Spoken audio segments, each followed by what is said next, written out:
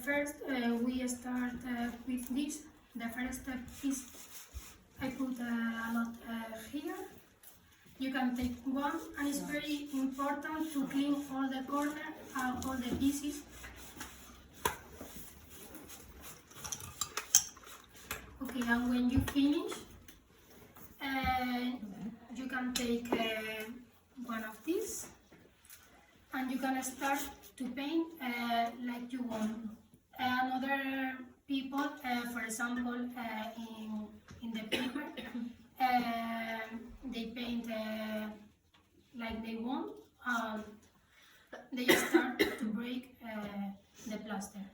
So do we have to draw with pencils? Yes, for example, yes. I'm going to say, for example, the old artisan hasn't had new materials. For example, they use a piece of paper because, for example, in the Alhambra, the